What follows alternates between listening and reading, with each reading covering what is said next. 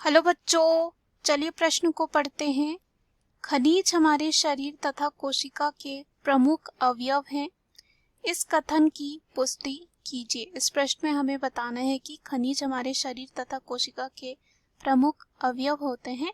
इस कथन की पुष्टि कीजिए। तो आइए देखते हैं। सबसे पहले जो है इस प्रश्न में हम बात करेंगे मुख्य अवधारणा की। मुख्य अवधारणा इस प्रश्न में हमारे हो जाएगा खनिज लवण। देखते हैं खनिज लवण क्या होते हैं। ये हमारे शरीर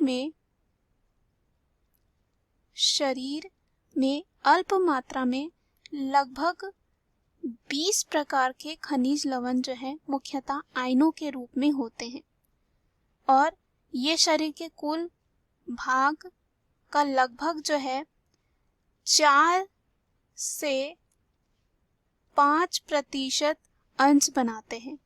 इन्हें भोजन से ही प्राप्त किया जाता है और इनकी अल्प मात्रा की ही जो है शरीर में खपत होती है, लेकिन इनके बिना शरीर की सुचारू क्रियाशीलता को बनाए रखना भी असंभव होता है। इसलिए इन्हें जो है अल्प पोषक कहते हैं। अल्प पोषक कहते हैं। हमारे शरीर को जो है खनिज लवणों की आवश्यकता अल्प मात्रा यानी कि कम मात्रा में होती है। शरीर के उचित विकास और अच्छे स्वास्थ्य के लिए जो है स्वास्थ्य के लिए जो है खनिज लवण जरूरी होते हैं। अब यहाँ पे खनिज लवण जो हमें कैसे मिल सकता है, जैसे कि साग हो गया, उसके बाद दूध हो गए, फल हो गए, इनसे आते हैं। खनिज लवण जो है खनिज लवण जो होते हैं शरीर की जैविक क्रियाओं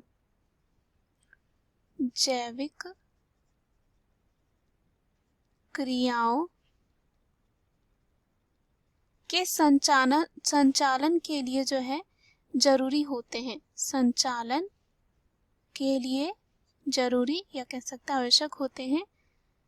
ये हमने देखा भी दूध में हो सकता है, पनीर, अंडा, मछली, फल, हरी पत्तेदार सब्जियां खनिज लवणों का मुख्य स्रोत होती हैं।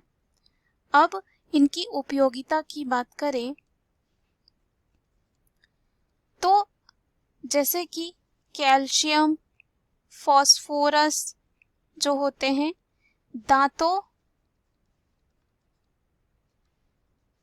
दांतों और हड्डियों के निर्माण में भाग लेते हैं।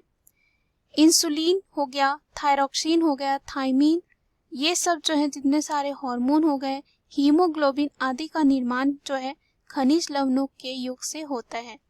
विभिन्न अंगों जैसे कि हृदय तथा मांसपेशियों को क्रियाशील रखते हैं जो खनिज लवण होते हैं। तो खनिज हमारे शरीर तथा कोशिका के प्रमुख अवयव हैं बहुत तरीके से। अब हम देखते हैं इसके कार्यों की बात करेंगे और इसकी पुष्टि करेंगे। ये जो कथन दे रखा है, तो अगर हम इसके कार्य पे चलते हैं, खनिज के कार्य पे चलते हैं, तो ये जो खनिज लवण होते हैं, लवणों के आयनों के कारण जो है जीव द्रव्य में जो है विद्युत चालकता होती है। विद्युत हमारे शरीर में जो है जीव द्रव्य होता है और लवणों के आयनों के कारण जो है जीव द्रव्य में विद्युत चालकता होती है। अगर ये नहीं होगा तो विद्युत चालकता नहीं होगा। इसी से जो है जीव द्रव्य में संवेदनशीलता होती है। दूसरे कार्य की बात करें तो अनेक जो है बहुत सारे रासायनिक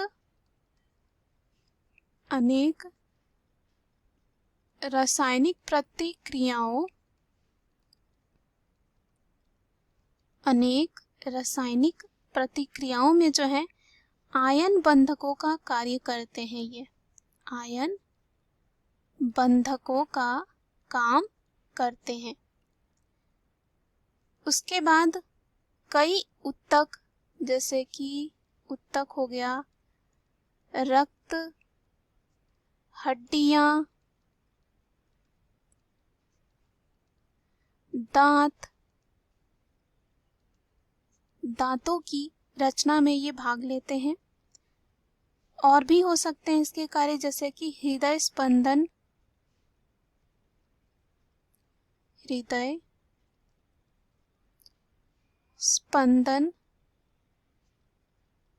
पेशी संकुचन, ये सब में जो है ये महत्वपूर्ण कह सकते हैं भाग लेते हैं।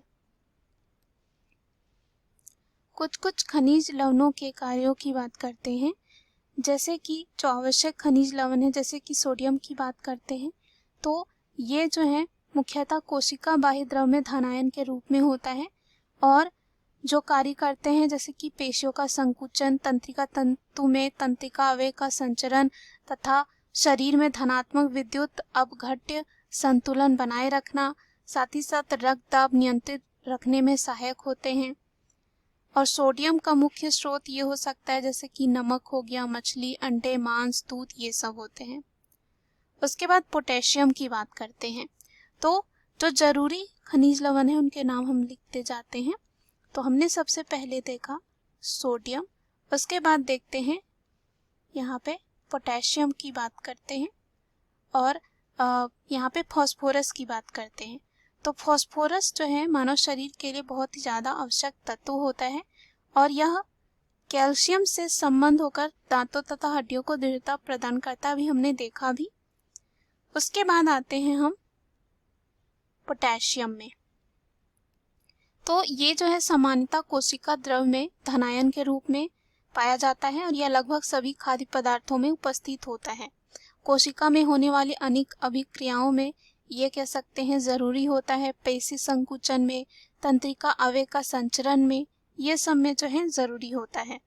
उसके बाद कैल्शियम की बात करते हैं। तो ये जो है विटामिन डी के साथ हड्डियों तथा दांतों को दृढ़ता प्रदान करता है और रुधिर के स्कंदन में महत्वपूर्ण भूमिका भी निभाता है और पेशी संकुचन प्रक्रिया में ये संबंध इसका होता है। उसके बाद देखते हैं अंतिम यहाँ पे आयरन की बात करते हैं। आयरन जो होता है वो आयरन यानी कि लौह, तो लोहा जो होता है, लौह जो होता है लाल रुधिर कणिकाओं यानी कि यहाँ पे आरबीसी की बात करें, उनमें जो है हीमोग्लोबिन के बनने के लिए आवश्यक होते हैं। दूसरे शब्दों में ये कहें तो लौह लवण से जो है रक्त का हीमोग्लोबिन बनता है। उसके बाद और भी खनिज लवण होते हैं जैसे कि आयोडीन हो गए। तो आयोडीन जो है थायराइड ग्रंथि द्वारा जो है स्रावित थायरोक्सिन हार्मोन के संश्लेषण के लिए जो है ये आवश्यक होता है, जरूरी होता है।